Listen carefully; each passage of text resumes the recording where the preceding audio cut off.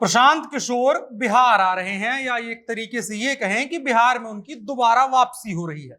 और क्या आने के बाद वो कांग्रेस की खाली हुई जगह को लेने की कोशिश करेंगे?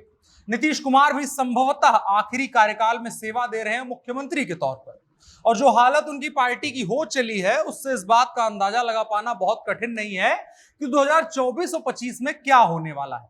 ऐसे में नीतीश कुमार की जगह भी कम से कम 50% तो खाली भी हो जाएगी।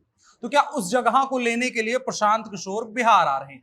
प्रशांत किशोर एक राजनीतिक रणनीतिज्ञ के तौर पर अपनी इमेज बना चुके हैं। हालांकि उस पर एक लंबा वाद विवाद हो सकता है, लेकिन अब प्रशांत किशोर को कुर्सी की भूख लग गई है। कहा गया है कि 2014 से ही लगी हुई है, शांत कभी नहीं हो पाई, लेकिन अब उनकी मुखर हो चुकी है वो भूख, और इसीलिए वो कुर्सी पाने के लिए बेताब हो रहे हैं। और इधर उधर हाथ पैर मारने के बाद अब वो उनको जब कुछ हासिल नहीं हुआ तो अपना घर बनाना चाह रहे हैं।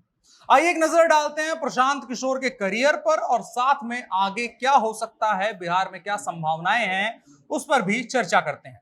नमस्कार, मेरा नाम है अनुराग मिश्रा और ये है जनता जंक्शन शो। प्रशांत किशोर के ट्विटर पर एक तस्वीर लगी हुई है, गांधी जी की तस्वीर है। उनका एक कथन लिखा हुआ है उस पर, the best politics is right action. Gandhi ji महान व्यक्तित्व हैं और व्यक्ति हैं। महान व्यक्तियों के कथन के कई मायने निकाले जा सकते हैं, इस बात की आजादी उनको मिली रहती है। आप अपने हिसाब से लगाइए, हम समझते हैं यही उसका मतलब यही है कि सही फैसला ही अच्छी राजनीति है। तो अब सवाल है कि प्रशांत किशोर ने जो फैसला लिया है, क्या असल मायनों में वो सही है? क्या राजनीति में, बिहार की राजनीति में प्रशांत किशोर का आना और इस समय में आना बिल्कुल सही फैसला है? तो मुझे लगता है कि बिहार की जमीन राजनीतिक रूप से इतनी उर्वर है कि ये किसी को भी पाल पोस कर बड़ा कर सकती है। और प्रशांत किशोर पर आते हैं। प्रशांत किशोर राजनीतिक रणनीतिज्ञ के तौर पर जाने जाते हैं, लेकिन अगर आप उस हवा, उस ऑरा से बाहर निकल के, उस आभा मंडल से बाहर निकल करके देखेंगे तो भले ही 2014 में भारतीय जनता पार्टी की जीत में डिजिटली योगदान प्रशांत किशोर ने दिया था और सोशल मीडिया के इस्तेमाल को अलग ढंग से राजनीति में परिभाषित किया था, लेकिन वो हवा लाइक्स ला सकती है, कुछ लोगों को आपके पक्ष में सोशल मीडिया पर खड़ा कर सकती है, लेकिन उसको जीत का प्रमुख कारक नहीं घोषित कर सकते हैं। वो किसी को मजबूर नहीं कर सकती है कि जब ईवीएम पर वो बटन दबा रहा हो तो वो आपके कहे हुए, जो सोशली आपने, डिजिटली आपने जिससे कहा है, उसको ही वोट दे दे। वो सहायक की भूमिका अच्छे से निभाती है। उसके बाद प्रशांत किशोर भारतीय जनता पार्टी से अलग होते हैं, कई और लोगों के साथ जुड़ते हैं, कई जीत के सहरे बनते हैं जिसमें प्रशांत किशोर की भी भूमिका होती है, कई जगहों पर बुरी तरह से हारते हैं जिसमें प्रशांत किशोर की भूमिका होती है। खास करके उत्तर प्रदेश में अगर देखें तो आधारहीन कांग्रेस भी हुई और सपा भी उसके साथ साथ गुम हो गई, जिसका खामियाजा उसे आज तक भुगतना पड़ रहा है। 6 साल हो गए, उस झटके से रिवाइव नहीं कर पाई है। प्रशांत किशोर के बारे में गंभीरता से पढ़ेंगे तो देखेंगे तो बांस बल्ली इकट्ठा करके, जमीन तैयार करके, नींव खोद करके मकान बनाने वाले आदमी आपको नजर नहीं आएंगे। वो ऐसे हैं कि जिसके पास सारा सामान है, अधिकतर हिस्सा तैयार हो गया है, उसमें वो एक छोटा सा अपना कंट्रीब्यूशन, योगदान दे सकते हैं, जो सुंदरता बढ़ाने या जैसे भी हो, लेकिन वो अनेक मायनों में अतिरिक्त की श्रेणी में आता है, वो प्रमुख की श्रेणी में कभी नहीं आ सकता है। बंगाल में उदाहरण ले लीजिए। बंगाल में भारतीय जनता पार्टी को नहीं जीतना था, ये सबको पता था, भारतीय जनता पार्टी की बनाई हुई हवा थी। प्रशांत किशोर वहां जाते हैं, ममता बनर्जी जीतती हैं, लेकिन जो भारतीय जनता पार्टी का टारगेट था अपना वोट परसेंट बढ़ाना और सीटों को बढ़ाना, उस बढ़त को प्रशांत किशोर नहीं रोक पाए। भाजपा बिना किसी संदेह के बंगाल में मजबूत हुई प्रशांत किशोर की मौजूदगी के बाद, लेकिन फिर भी जीतना ममता बनर्जी को था और वहां जीते भी, और वहां कहने को प्रशांत किशोर थे, लेकिन वो किसी भी सूरत में जीत हार तय करने वाली स्थिति में नहीं थे।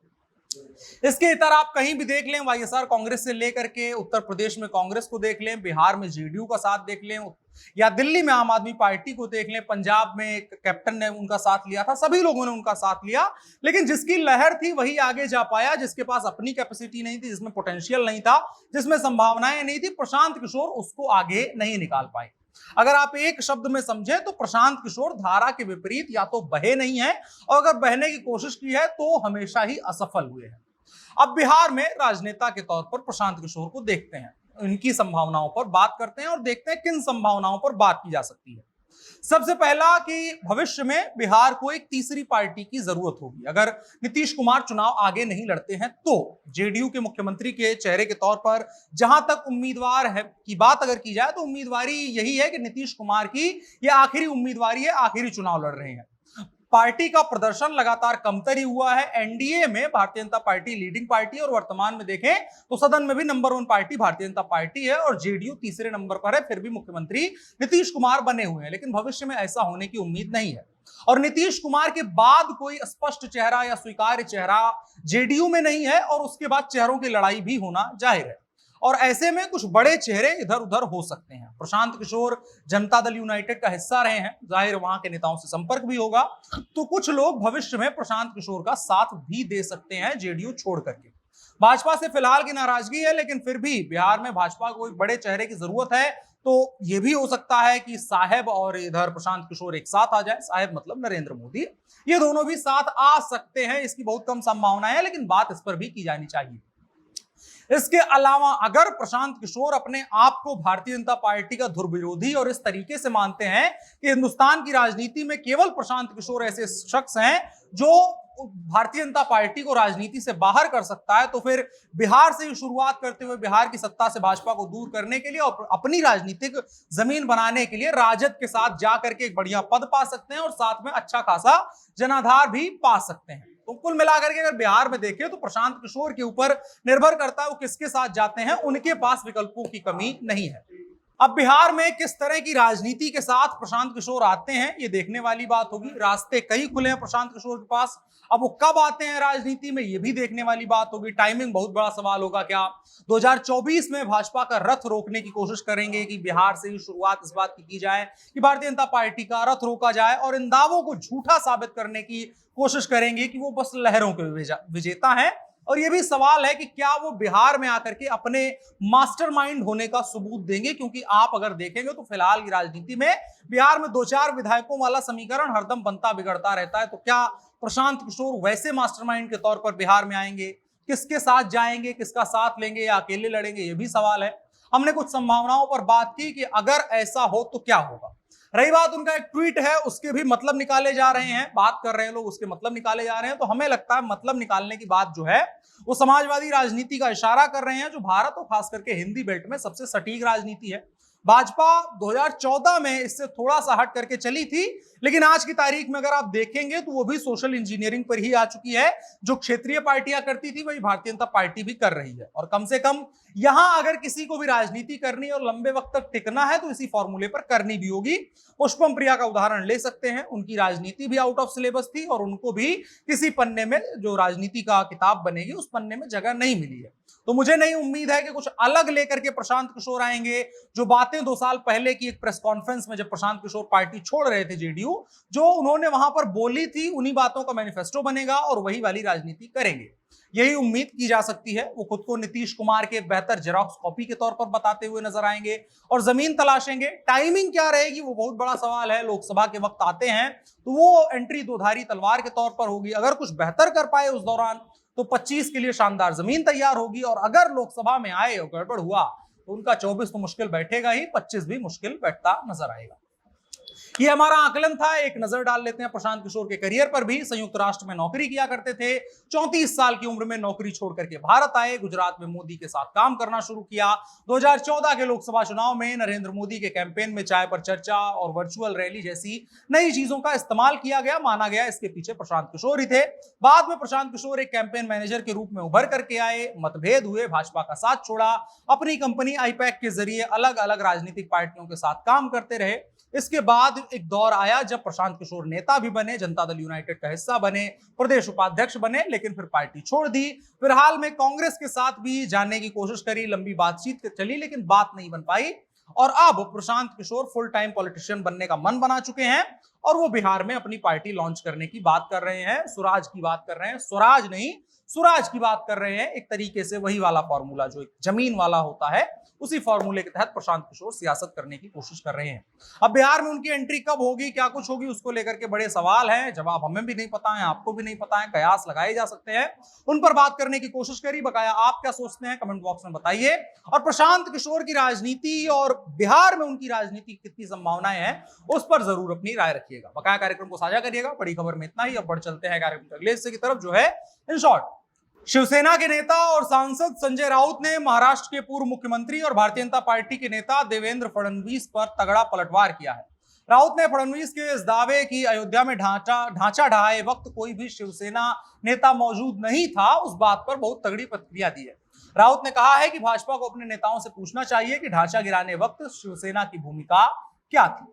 इसके अलावा महाराष्ट्र के आसपास से एक और खबर, महाराष्ट्र के साथ सीमा विवाद पर कर्नाटक के मुख्यमंत्री बसवराज बोम्मई ने आज चेतावनी दी है। उन्होंने कहा कि कर्नाटक राज्य अपनी 1 इंच जमीन भी पड़ोसी राज्य को नहीं देगा। इसके साथ ही उन्होंने महाराष्ट्र के राजनेताओं से अपने राजनीतिक अस्तित्व के लिए भाषाई हथकंडे और सीमा मुद्दे का इस्तेमाल नहीं करने का आग्रह किया है। इसके अलावा खबर बिहार से, मुख्यमंत्री नीतीश कुमार की सुरक्षा में सेंध का मामला एक बार फिर से सामने आया है। पूर्णिया में वो वहां पर थे जहां सीएम के नीतीश कुमार के सभा स्थल से कुछ ही दूर पर 2 हथियार के साथ एक युवक को गिरफ्तार किया गया है। ये लगातार तीसरा या चौथा मामला है जो बहुत कम समयांतराल पर नीतीश कुमार की सुरक्षा में सेंध लगी हुई है।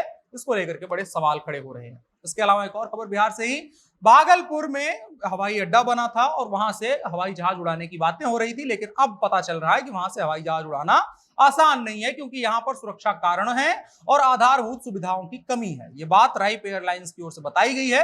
उसके सीईओ अंकित कुमार ने बताया कि 3 मई को हम लोग विमान सेवा शुरू करने को लेकर के ट्रायल करने वाले थे, लेकिन सुरक्षा कारणों को ध्यान में रखते हुए और एयरपोर्ट पर आधारभूत सुविधाओं की कमी के कारण परमिशन हमें नहीं मिली है। आज के इन शॉर्ट्स में इतना ही। अब बढ़ चलते हैं कार्यक्रम के अगले हिस्से की तरफ, जो है आज का कानून। दिल्ली के मुख्यमंत्री अरविंद केजरीवाल के खिलाफ बयान को लेकर के कुमार विश्वास को पंजाब हरियाणा हाईकोर्ट से राहत मिली है। अदालत ने कुमार विश्वास की गिरफ्तारी पर रोक लगा दी है। उन पर पंजाब के रोपड़ में केस दर्ज हुआ था। कुमार विश्वास पर आरोप है कि उन्होंने केजरीवाल के खालिस्तान से संबंध के गलत आरोप लगाए थे। कुमार विश्वास ने याचिका दायर करके कहा था कि उनके खिलाफ दर्ज मामला कानून की प्रक्रिया का सरासर दुरुपयोग और राजनीति से प्रेरित है। उन्होंने कहा कि जिस तरह से जांच एजेंसी आगे बढ़ रही है उससे स्पष्ट है कि वो ऐसी प्रक्रिया अपना करके याचिकाकर्ता की स्वतंत्रता को कम करने की कोशिश कर रही है जिसका कानून से कोई लेना देना नहीं है। और इसके बाद उनकी गिरफ्तारी पर कोर्ट ने रोक भी लगा दी है। हरियाणा और पंजाब की संयुक्त कोर्ट जो है उसने। आज के कानून के हिस्से में इतना ही। अब बढ़ चलते हैं कार्यक्रम के आखिरी हिस्से की तरफ, जो है नसीहत। किसी ने बहुत बढ़िया बात कही है। जो बात है वो ये है कि हम वही हैं जो हम बार बार करते हैं। श्रेष्ठता आपके काम में नहीं बल्कि आपकी आदतों में है। आमतौर पर आप अच्छे पत्रकार हो सकते हैं, आप अच्छे अफसर हो सकते हैं, आप अच्छे दुकानदार हो सकते हैं, वो आपका पेशा है, लेकिन आपकी जो आदतें हैं वो तय करेंगी कि आप इंसान कैसे हैं। उन पर बहुत ध्यान कीजिए। कामकाज तो सभी अच्छा कर लेते हैं। बकाया आपकी राय क्या है कमेंट बॉक्स में बताइएगा। कार्यक्रम को साझा करिएगा। फिलहाल के लिए हमें दीजिए इजाजत। मेरा नाम अनुराग मिश्रा है। आप जनता जंक्शन शो देख रहे थे। कैमरे पर मेरे साथ ओम प्रकाश थे। शुक्रिया।